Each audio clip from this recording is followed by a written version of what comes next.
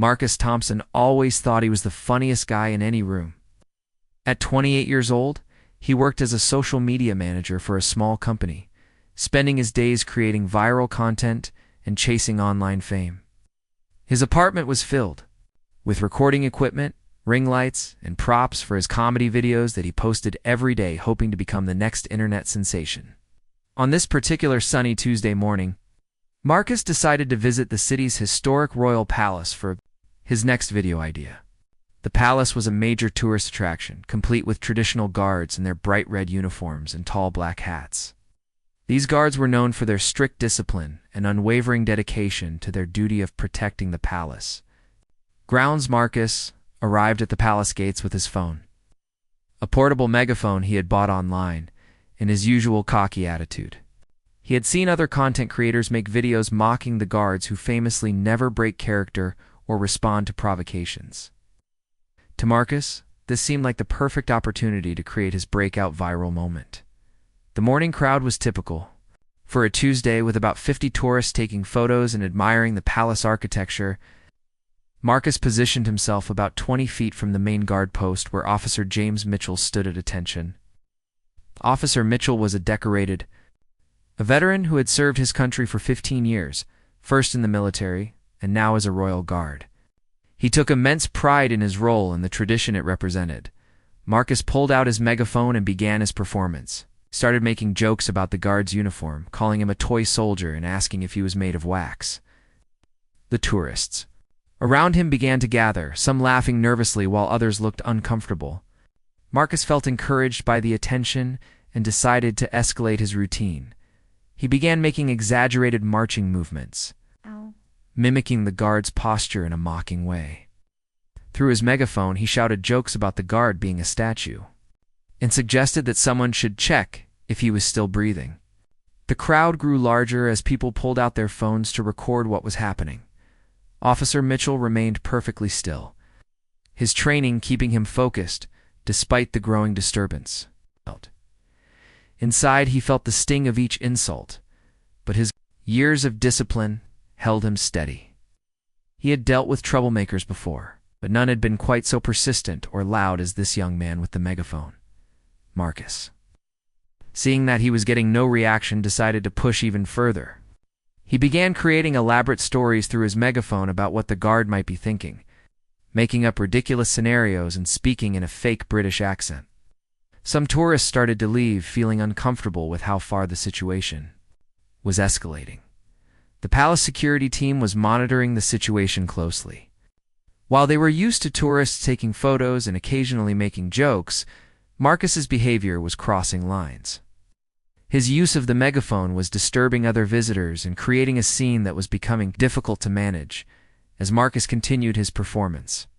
He noticed his phone was recording everything and already had hundreds of views from people sharing the live stream. This attention fueled his confidence, and he began planning even more outrageous stunts to keep the momentum going.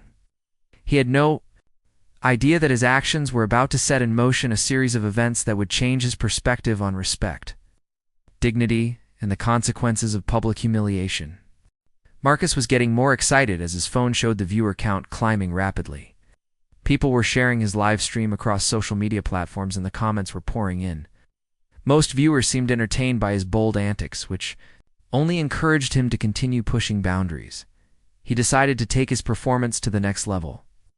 Marcus began asking the crowd to help him test whether the guard was real or fake.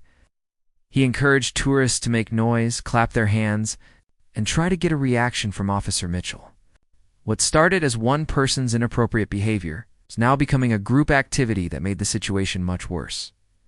Through his megaphone, Marcus started a countdown, claiming he would prove that the guard was just a robot or mannequin. He told his online audience that he was about to do something that would definitely get a reaction. The anticipation was building both online and in the growing crowd of onlookers. Officer Mitchell could feel the situation spiraling out of control. His radio crackled with updates from his supervisors who were watching the scene unfold on security cameras. They instructed him to maintain his position and let security handle the disruption. However, Marcus was now encouraging other people to join in, and the situation was becoming a safety concern. Marcus pulled out a small air horn from his backpack, something he had brought as a backup prop for his video. He announced to his audience that this would definitely get a reaction from the statue guard. The crowd began to murmur with anticipation and concern as they realized how far this young man was willing to go for his video, just as Marcus raised the air horn toward the guard. Ready to blast it directly at Officer Mitchell's face, something unexpected happened. A little girl, probably about 6 years old, broke away from her grandmother's hand and ran directly toward the guard post. She had been watching the crowd and got scared by all the noise and commotion. The child was crying and running without. Looking where she was going, she stumbled and fell right in front of the guard post, scraping her knee on the stone pavement. Her grandmother, an elderly woman with a walking cane, was trying to reach her but couldn't move fast enough through the crowd that Marcus had attracted. In that moment, Officer Mitchell faced a choice. His training told him to maintain his position, but his humanity told him that a child needed help. Without hesitation, he broke protocol and immediately stepped forward to help the little girl. He knelt down beside her, speaking gently to calm her fears and carefully examining her scraped knee. The crowd fell silent as they watched this. Disciplined guard transformed from a stoic sentinel into a caring human being helping a frightened child. Marcus stood frozen with his air horn still raised, suddenly realizing that his video had captured something very different from what he had planned. Officer Mitchell helped the little girl to her feet and guided her safely back to her worried grandmother. He spoke quietly with the elderly woman, making sure they both were okay and offering to call medical assistance if needed. The grandmother thanked him repeatedly, her eyes filled with gratitude for his kindness. As Officer Mitchell prepared to return to his post, he looked directly at Marcus for the first time. There was no anger in his eyes, just a quiet dignity and disappointment that made Marcus feel smaller than any shouting or confrontation could have. The guard simply nodded slightly and resumed his position, having shown everyone present what real character looked like. Marcus lowered his air horn slowly, suddenly aware that hundreds of people, both in person and online, had just witnessed something that made his behavior look petty and cruel by comparison. The comments on his live stream were changing rapidly, and he realized that the story was taking a turn he hadn't expected. The atmosphere around the palace gates had completely shifted. Where moments before there had been laughter and encouragement for Marcus's antics, now there was an uncomfortable silence. The tourists who had been recording and laughing were now looking at their phones with different expressions, many of them appearing embarrassed about what they had just witnessed. Marcus glanced at his phone screen and saw that his live stream comments were no longer supportive. People were writing things like "this is not funny anymore," and "that guard just showed more class than you ever will." Some viewers were asking him to apologize, while others were calling his behavior disgusting and disrespectful. The little girl was now safely with her grandmother, her knee bandaged with a small first aid kit that Officer Mitchell had quietly provided. As they walked away, the elderly woman stopped and looked back at Marcus with an expression that clearly showed what she thought of his behavior. Her disappointment was more powerful than any angry words could have been. Marcus tried to salvage his video by making jokes about what had just happened, but his heart wasn't in it anymore. The megaphone felt heavy in his hands, and the words coming out of his mouth sounded hollow even to himself. He could see people in the crowd shaking their heads and walking away, clearly disgusted by his inability to read the room. Palace security had been watching everything unfold and decided it was time to intervene. 2 security officers approached Marcus calmly but firmly. They informed him that his behavior was disturbing other visitors and that the use of amplified sound equipment was not permitted on palace grounds. They asked him to turn off his megaphone and move along. Marcus initially tried to argue, claiming he had freedom of speech and was just making content for entertainment. However, the security officers explained that the palace grounds were private property and that he was welcome to exercise his free speech elsewhere. They were professional, but made it clear that he needed to comply immediately or face removal from the premises. Feeling the weight of dozens of eyes upon him and seeing his online audience turning against him, Marcus reluctantly agreed to leave. He packed up his megaphone and tried to end his live stream on a positive note, but the damage was already done.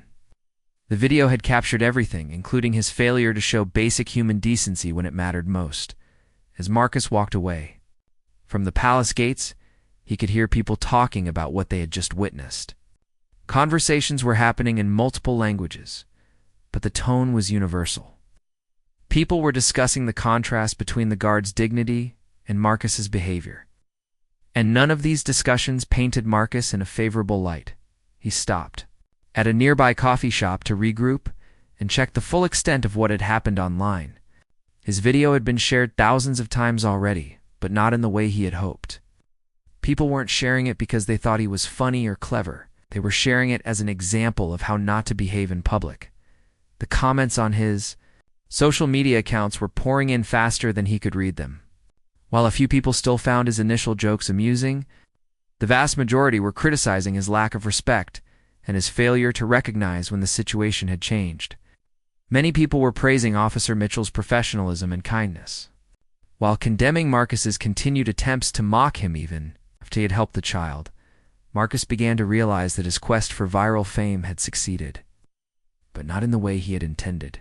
He was indeed becoming internet famous, but as an example of poor behavior rather than clever comedy. His phone kept buzzing with notifications, and each one seemed to drive home the point that his actions had consequences he hadn't considered. The coffee shop was busy with the usual afternoon crowd, but Marcus felt isolated despite being surrounded by people. He sat in a corner booth, staring at his phone and beginning to understand that his 15 minutes of fame might not be the blessing he had always imagined it would be. Over the next few hours, Marcus watched in growing horror as his videos spread across the internet like wildfire.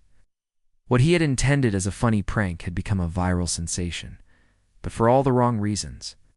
News websites were picking up the story, not to celebrate his comedy, but to discuss online behavior and respect for public servants by evening. Major news outlets were running segments about the incident. They interviewed etiquette experts, former military personnel, and social media specialists who all condemned Marcus's behavior. The story was being framed as an example of how social media culture was encouraging disrespectful behavior for the sake of views and likes. Marcus's personal information had somehow been discovered and shared online. His full name, his employer, and even his home address were circulating on various platforms. His phone was ringing constantly with calls from reporters wanting interviews, but also from angry people who had seen the video and wanted to express their disapproval directly. His employer called him into an emergency meeting the next morning. The small marketing company where Marcus worked was receiving hundreds of calls and emails from people who had identified him as their employee. Clients were threatening to pull their business if the company continued to employ someone who had shown such poor judgment and disrespect. For a public servant, Marcus sat across from his boss Sarah, who had always supported his creative social media work. But now she looked tired and frustrated as she explained how his actions had put the entire company in a difficult position. Their biggest client had already called to express concerns about being associated with Marcus's behavior. The conversation was painful but direct. Sarah explained that while she personally liked Marcus and thought he was talented, the company could not afford to lose clients over his personal social media activities. She gave him a choice.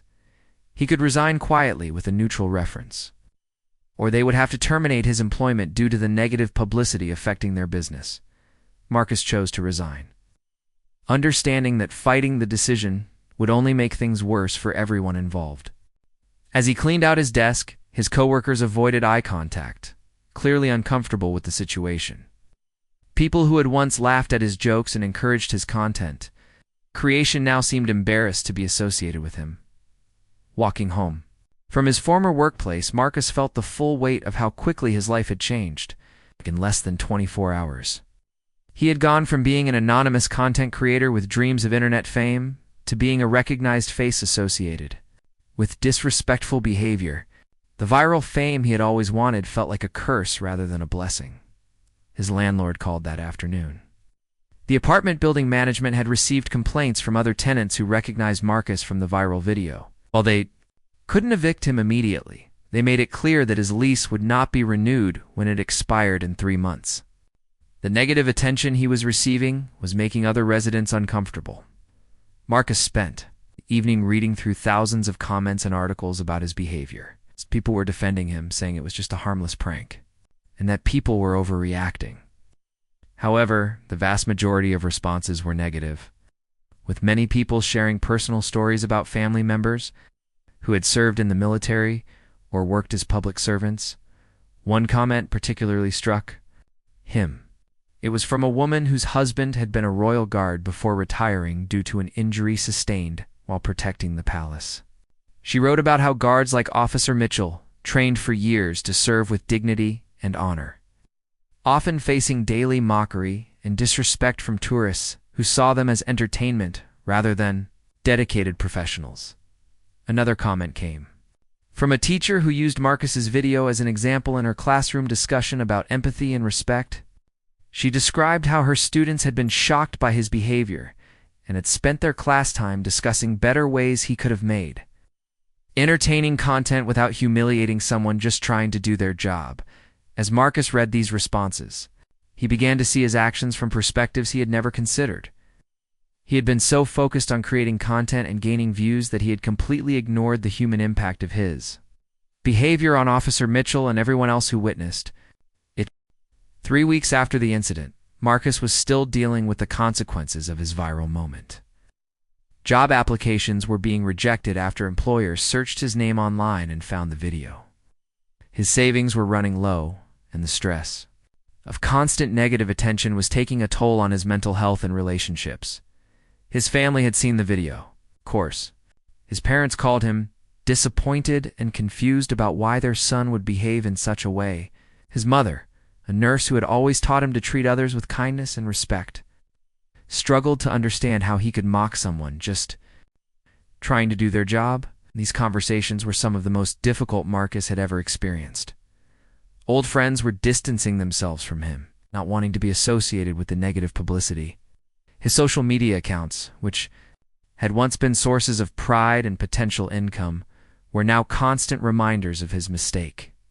Every day brought new comments and shares of his video, keeping the incident alive in public memory. Unable to sleep one night, Marcus found himself researching Officer James Mitchell online. He discovered that the guard was actually a war veteran who had served multiple tours overseas before taking his position at the palace. Mitchell had received several commendations for bravery and had dedicated his career to serving others with honor and dignity. This discovery made Marcus feel even worse about his behavior. He had mocked a man who had risked his life for his country and continued to serve the public with pride and professionalism. The contrast between Mitchell's character and his own actions became impossible to ignore, and Marcus realized he needed to do something to make amends. Marcus spent days crafting a public apology video. He wrote and rewrote his script, trying to find words that would adequately express his regret without sounding like he was just trying to save his reputation. He wanted the apology to be genuine and meaningful, acknowledging the full impact of his actions on Officer Mitchell and everyone who had witnessed his behavior. In his apology video, Marcus spoke directly to the camera without any props or comedy elements. He explained that he had been so focused on creating viral content that he had lost sight of basic human decency.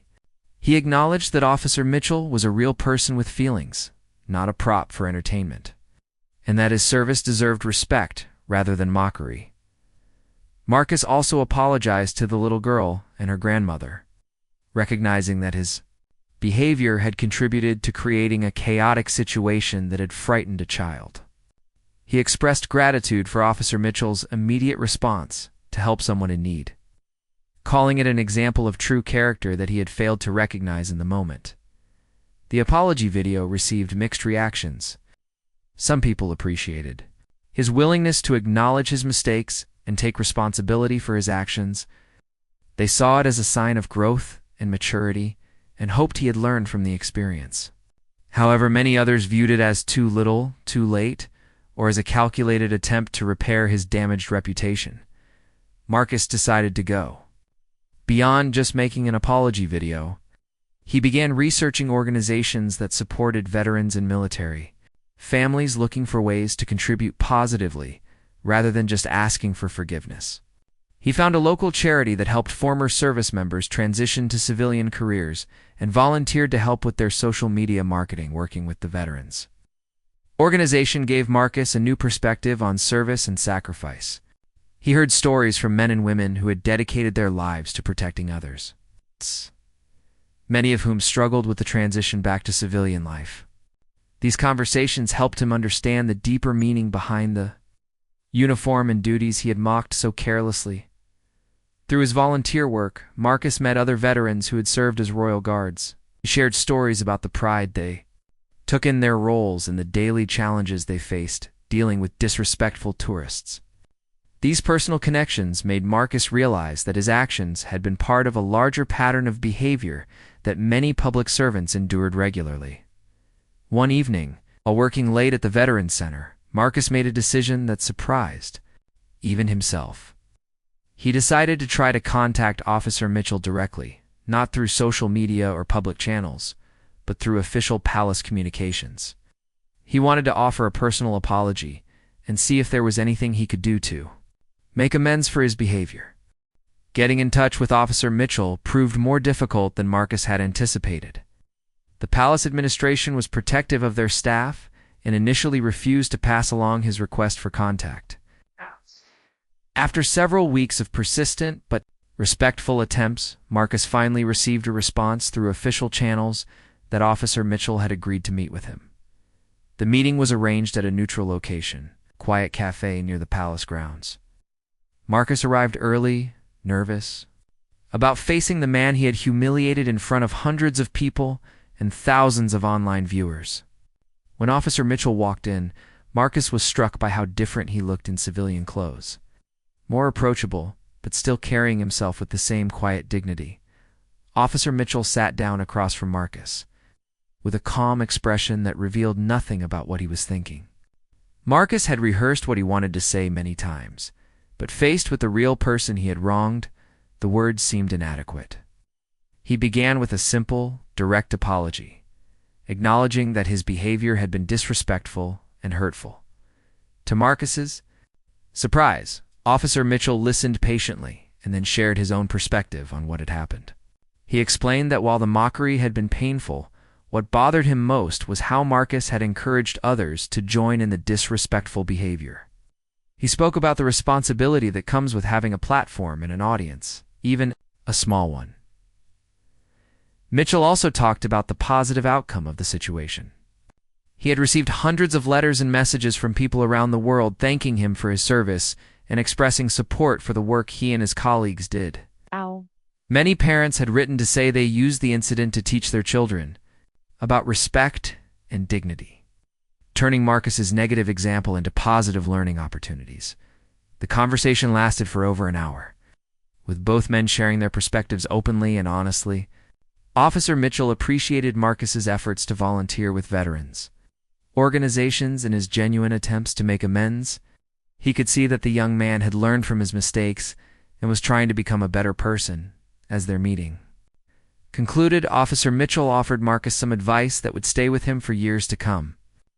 He suggested that real influence and respect come from lifting others up rather than tearing them down, and that the best content creators are those who use their platforms to spread positivity and understanding rather than seeking attention. Through controversy, Marcus left the cafe feeling both humbled and hopeful. The weight of guilt he had been carrying for months felt lighter, not because he was forgiven, but because he finally understood the full impact of his actions and had taken meaningful steps to address them. Officer Mitchell's grace and wisdom had shown him what true strength looked like in the months that followed. Marcus continued his volunteer work with increasing dedication. He used his social media skills to help the Veterans Organization reach more people and raise funds for their programs. His new content focused on highlighting the stories and achievements of service members rather than seeking personal fame. Eventually, Marcus found new employment with a nonprofit organization that appreciated his digital marketing skills and his commitment to positive social impact. His salary was lower than his previous job, but the work felt meaningful in ways his old content creation never had. He was helping real people solve real problems rather than just chasing viral moments. A year later, Marcus created one final video about his experience at the palace. Instead of focusing on his own journey of redemption, he highlighted the work that royal guards and other public servants do every day. He interviewed several veterans about their service and encouraged viewers to show respect and appreciation for people who dedicate their lives to serving others. The video received positive feedback and was even shared by some military organizations. More importantly to Marcus, it represented who he had become rather than who he used to be. He had learned that true success wasn't measured in views or likes, but in the positive impact you have on other people's lives. Marcus never became the viral internet celebrity he had once dreamed of being, but he found something more valuable. Instead, he discovered the satisfaction that comes from using your talents to serve others, and the peace that comes from treating everyone with the respect and dignity they deserve. His moment of public shame had ultimately led to personal growth that changed his life for the better.